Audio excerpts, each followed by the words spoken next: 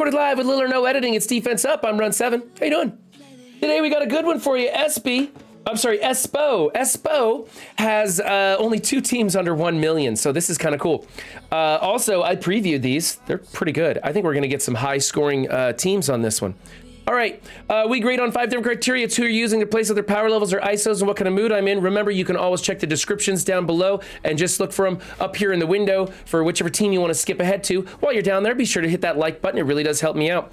Team number 1 is the Young Avengers with Captain Marvel in place of KDB. KDB isn't out at the time of this recording. If you don't like this team, be sure to check out my top 10 reasons not to build the Young Avengers. There's some really good teams in there, but if you're gonna build them, and it looks like he is, this is kind of how you do it. Placement isn't such a big deal. You just make sure that Ms. Marvel is off to the side as a skirmisher. Everybody else is a striker. You definitely should be making Squirrel Girl as a healer. I think with her kit revitalization, her rework, she's really good. The healer just works best there. Okay. There's a case to be made for making Echo a raider, but I think Striker's probably where it's at. She's just so slow. Even on this team, she's pretty slow. America Chavez giving her the speed up on the opener helps, but remember, that's just 25% turn meter on spawn. After that, it's back to the character's regular speed. But these 2 new characters are both pretty slow, so that's probably where it's going to be at.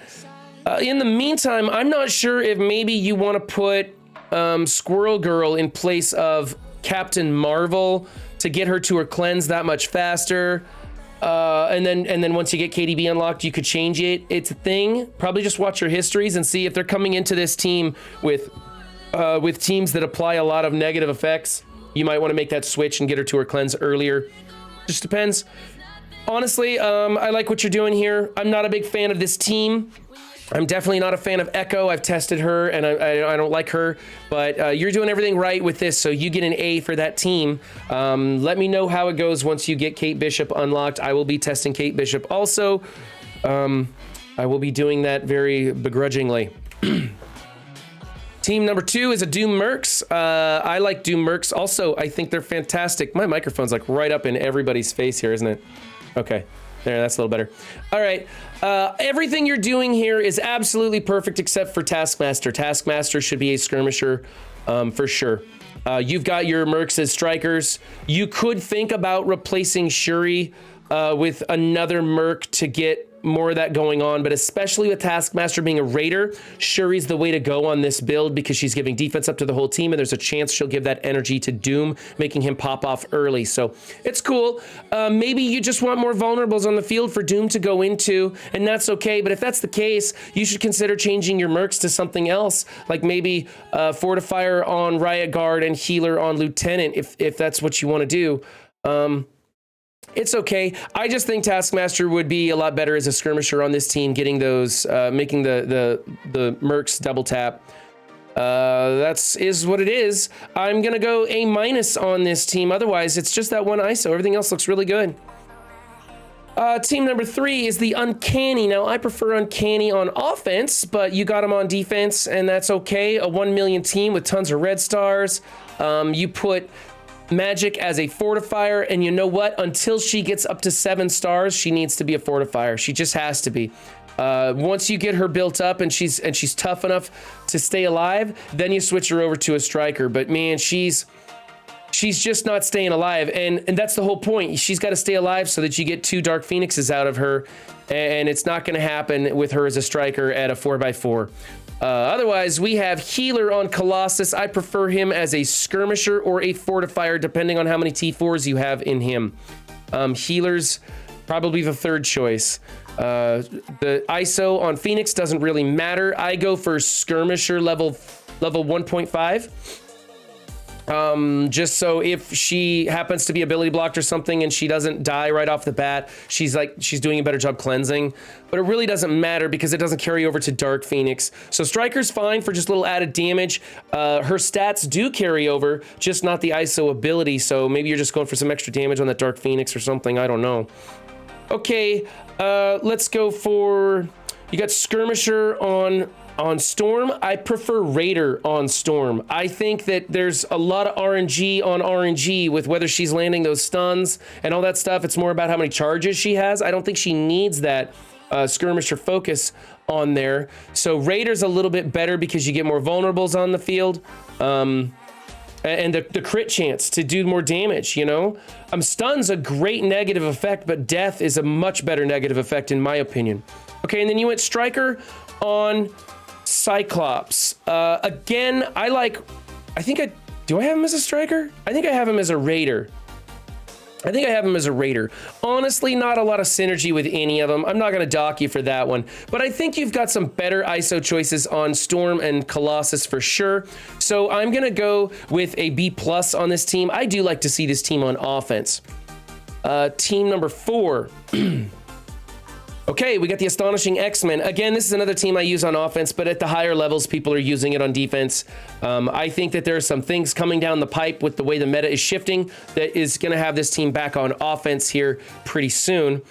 You went Striker on Bishop in the middle, surrounded by Kitty Pryde and Iceman, and Skirmisher on everybody else. This is a perfect build, perfect placement. Love the stars, the ISOs, everything on that is great. A for that. Next, you got the Black Order. The only thing I don't like about this is I like to put Thanos next to Cull Obsidian, triggering his counterattack when the mirror match takes place. I don't really know why you put Corvus Glaive next to Cull Obsidian.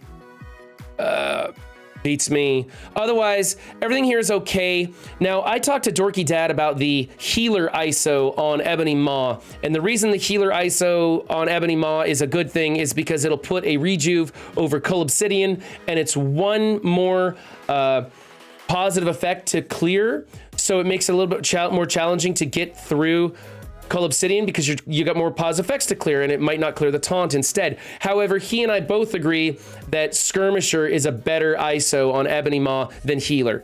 He says it's a thing to do, so I won't be as critical of it, but I still don't like it, and I still think that the Skirmisher is the better ISO on Ebony Maw, because remember, Ebony Maw does not have healing in his kit, so all you're getting is the rejuves that come out there. His drain doesn't add any value to his drain because that's not a heal. Okay, I'm gonna go B+ on this team. I'd like a placement change. I would like you to change the ISO on Ebony Maw. Next up is Eternals with Loki and Inhumans, kind of hybrid thing going on here. Now, how this plays out is Cersei is going to go first, soften up the other team, and then Icarus is going to annihilate them, and anybody that Icarus doesn't kill is going to get pinged off by Black Bolt, and you've got Yo-Yo in there reducing the incoming damage from the other team. You made Loki a fortifier. Great choice there. You are increasing the speed of the team, or at least the speed of Cersei, by putting Loki in here. So there is a speed meta aspect in here. That's pretty cool. I like the offense down from Yo-Yo is going to help the team's survivability. Going fortifier on Loki is a fantastic choice because he's the squishiest member of the team by far, and you're going to help keep him alive. So if they come in there with their Eternals, there's a chance they don't kill anybody on the opening move. So yeah, this is a great team. It's a great build. Again, check out the top 10 video that I just put out. It's got some Chavez Eternal teams in there. If you want to take a look at what to do with your Eternals and speed them up, make them hyper fast, there's some opportunities in there. But this is great. I'm going to give you an A for this. I don't see any problems here. You got great ISOs, placements fine. It's a good solid team. All right, team number 7. New Warriors, you put in Emma and Surfer. This is a very challenging defense. It's very scary. A lot of people using this. You put Dagger in between Surfer and Deathpool to give them the offense up. Emma's in there making the team that much faster, that much harder to get through. I know I say Emma makes the team faster. I know she actually makes the other team slower, but it works the same. And then, or at least I think it works the same until someone's going to correct me in the comments. Who knows? You got Gear 16 on Cloak. That's a good choice. I think he's a great candidate to go Gear 16. Personally, I'm waiting until I get all 5 members before I put Gear 16 on anybody, but he's great. Great ISOs. You have, like, because the way the New Warriors work, you have basically like 2.5 people putting out vulnerables on the team and 3 people soaking them up, so it's a good combo there. Yeah, I like everything you're doing here. I think, again, there might be some better builds, but this is an A team for sure. It's super scary. A lot of people using this one. All right, team number 8. We get the Secret Avengers. Thank you for taking Fury off of this defense. Thank you so much. You put in Zemo, which makes this defense even more scary.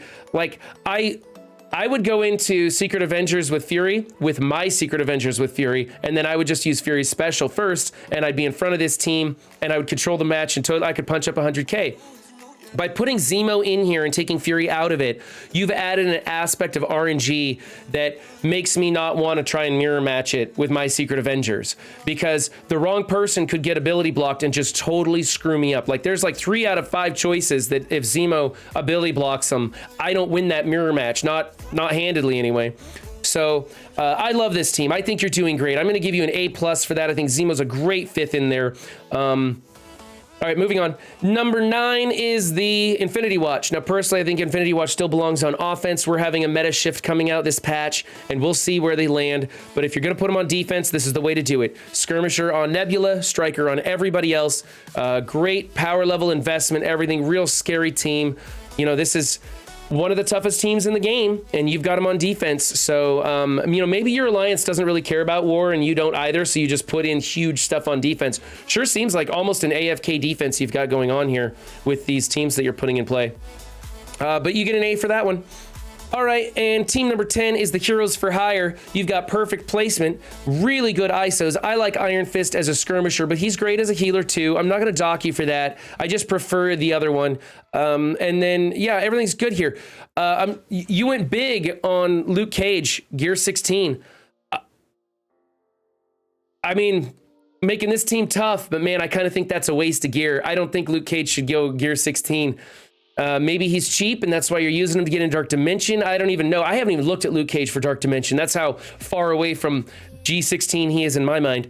But this is a great team. Super powerful, super tough. You're doing everything right. Maybe that's a waste of gear, but I think that's a preference. I'm going to assume that you're just taking him into Dark Dimension and it's a personal choice. So I won't dock you for that. I'm going to go ahead and give you an A for that team and tell you that is a stupendous defense. Lots of good stuff in there. Good grades on almost every single team and really scary stuff. So that was Espo's War Defense Review. If you want your defense reviewed, you can find links in the description. Just hit me up on Discord and I'll get you into the rotation. We are starting to cut into that list a little bit, so it's not quite as bad as it used to be. Remember, guys, don't just have a good game, be good to yourselves and others too, and I'll catch you next time. Bye.